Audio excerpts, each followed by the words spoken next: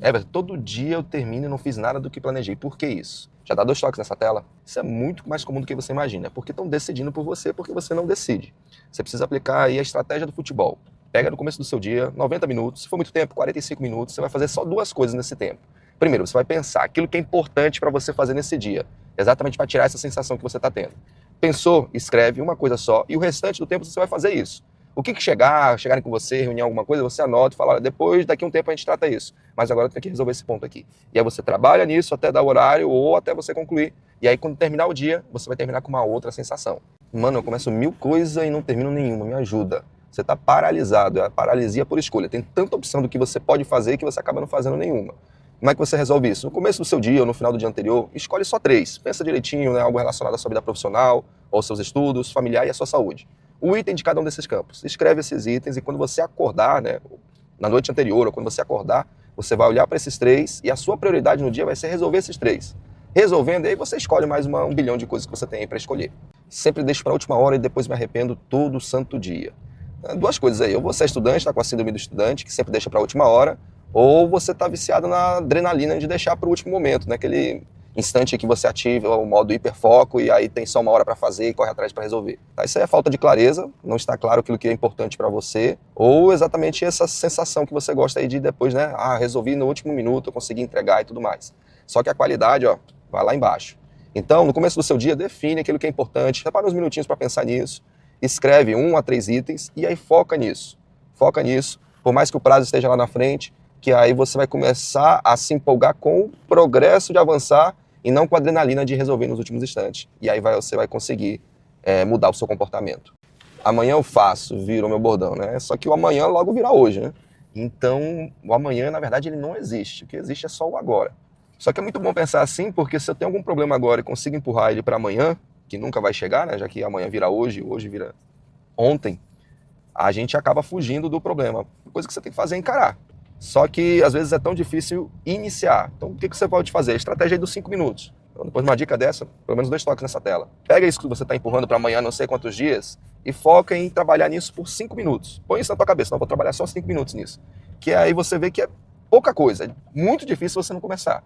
Só que aí que acontece a transformação, porque o seu cérebro começa a perceber que não é tão difícil quanto você imaginava, né? Algo tão grande quanto você imaginava. E aí você começa em 5 minutos, quando você vê, trabalha 10, 15, 20, de repente até resolve esse problema que você está adiando por mais tempo do que levava para resolver. Acordo cheio de plano, durmo sem ter feito um. O que está errado comigo? Quem decidiu esses planos? Será que foi você? Será que foi o algoritmo? Será que foi alguma empresa? Pode ser isso, né? Alguém está decidindo por você e aí você não tem motivo nenhum, né, razão nenhuma, propósito nenhum em fazer esses planos. Lembra, se você não decide, tem alguém decidindo por você. Então decida agora, dá 2 toques nessa tela e começar a me seguir. Eu sei o que tem que fazer, simplesmente não consigo levantar. Isso tem nome? Não sei, você tem alguma limitação física, motor aí que não consegue ficar de pé?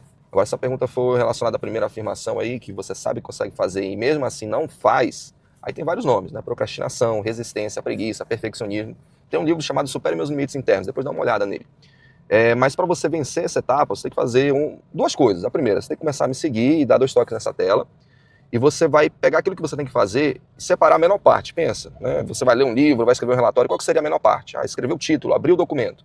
E você vai pegar essa menor parte, pegar o seu celular, marcar lá 5 minutos e por 5 minutos você vai fazer essa menor parte. Que isso é um truque, né? Um hack para você enganar o seu cérebro e quando você vê, você vai trabalhar mais tempo nisso e vai sair aí da procrastinação. Abri o PC para trabalhar, 2 horas depois estava no YouTube de novo. Bom, se for no meu canal lá, @EvertonBravo, tá inscrito, assistindo os vídeos lá, tá tudo bem. Não, brincadeira. O ponto é que você não se sente preparado, né? Você tem essa sensação, não, preciso ainda assistir esse vídeo, preciso colocar essa música, preciso fazer alguma coisa. E aí, só que essa sensação de estar pronto, estar completamente preparado, né, nunca vai existir, você nunca vai estar pronto para começar. Então, a melhor coisa que você faz é separar lá no seu relógio 2 minutos, conta de 5 até 1 de forma regressiva, né, de 5 até 1, e aí começa a fazer. Por mais chato que pareça, tudo mais, só começa, se compromete só por esses 2 minutos. E aí vamos ver se você não vai trabalhar mais e o YouTube vai ficar para uma outra hora. Minha lista tem 40 itens, eu só faço os fáceis, os difíceis viram crônicos. Você acabou de responder sua própria pergunta.